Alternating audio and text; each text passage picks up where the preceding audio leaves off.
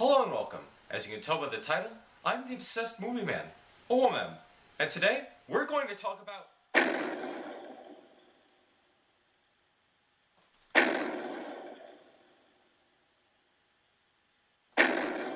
Excuse me.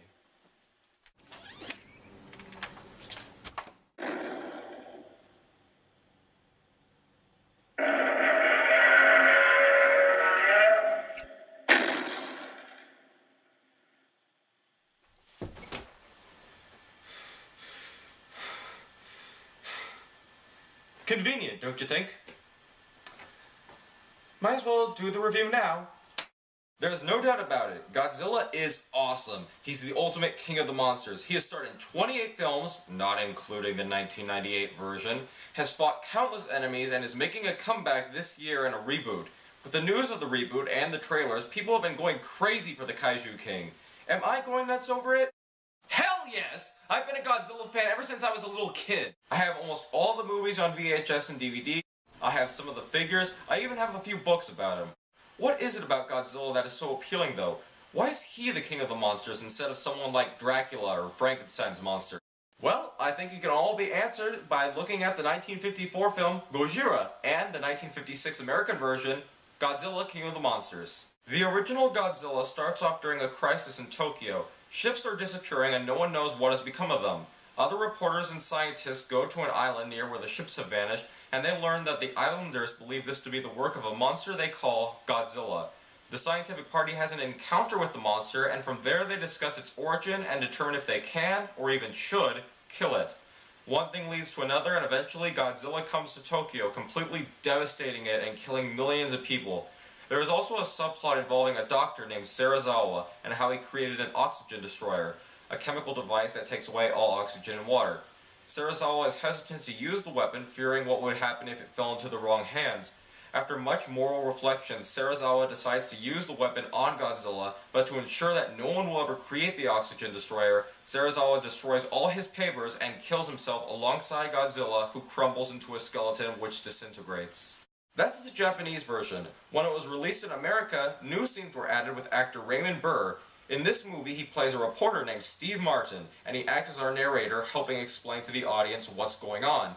They incorporate him into the story in a few interesting ways, such as writing in that he's friends with Serizawa, and they also have him interacting with the main characters.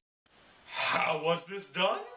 With body doubles serving as the cast from the original movie. When Steve is talking to either Emiko, Ogata, or Professor Yamane, their backs are conveniently turned to the camera so we can't see their faces. The plot is relatively the same, with only a few scenes from the original deleted, and I thought it was edited together nicely. In short, both films are good, so let's move on. One of the many cool things about Godzilla is the design of Godzilla himself. It was said that he was inspired by the looks of the Tyrannosaurus Rex, the Iguanodon, and the Stegosaurus. There are people who say the suit looks cheesy, and to an extent it is, but there are some pretty good shots of Godzilla where he really does look like a real creature. I give a lot of respect to Hiro Nakajima, the actor inside the Godzilla suit. He could only wear the suit for 3 minutes because it was extremely hot. Nakajima would suffer heat exhaustion, dehydration, and at one point he even passed out on the set. Having this film be in black and white was also a great choice. It made the film more unsettling and ominous to watch, and made Godzilla appear somewhat demonic.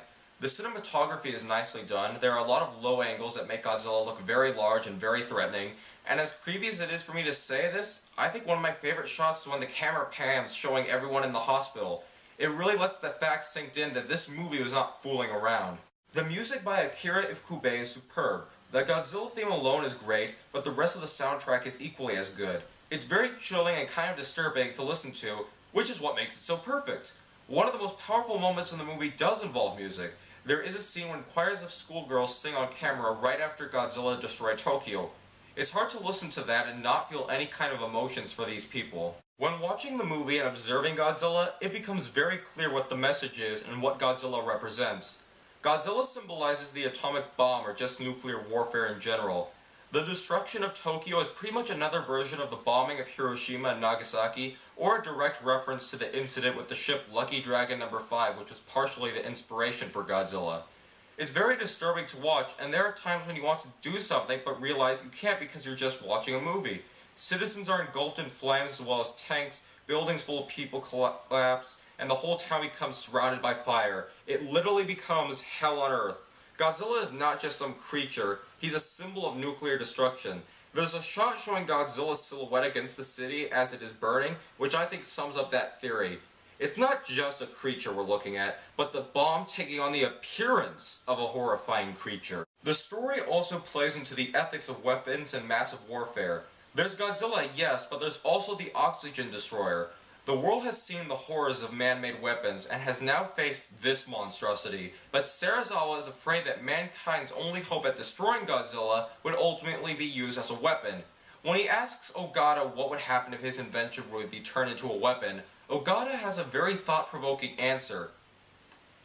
Quote, "Then you have a responsibility that no man has ever faced.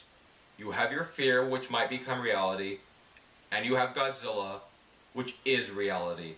Unquote. That is quite possibly my favorite line from all the Godzilla films that have been released.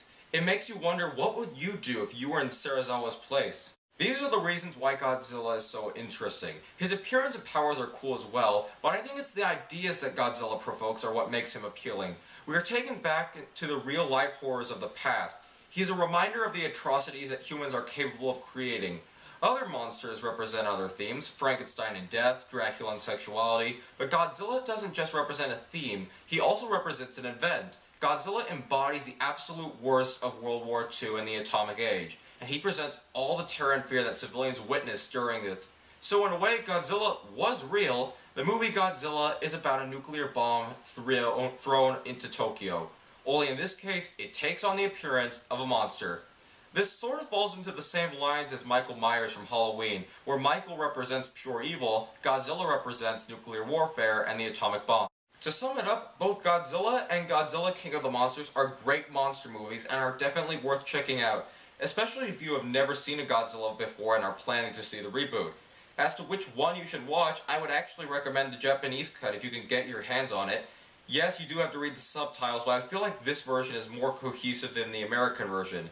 If you don't want to read the subtitles, you can easily find the American edition, which is good, but in my opinion, isn't as good as the Japanese cut. Either way, Godzilla is a film that you should definitely check out. Thanks, this is an O.M.M review. This is O.M.M signing. Hey O.M.M, before you finish up that review, I have the perfect solution to how they can watch both versions of Godzilla. Okay, yes, you can tell them what DVD to get. Alright folks, here's the DVD, the Criterion Collection of Godzilla. The Criterion Edition features both the Japanese and American versions of the film. That's 2 discs. Not only do you get both movies, you get loads of bonus features such as interviews with the actors, technicians, and the music composer Akira Kube. There's a commentary for both movies and a documentary on the Lucky Dragon number 5, one of the events that inspired Godzilla. And just for kicks, you get a little booklet about Godzilla and a nice pop-up art piece. If you have to get a copy of the movie, check this one out. See ya. Thanks, Scott. Anyway, thank you. This is an O.M.M review. This is O.M.M signing out.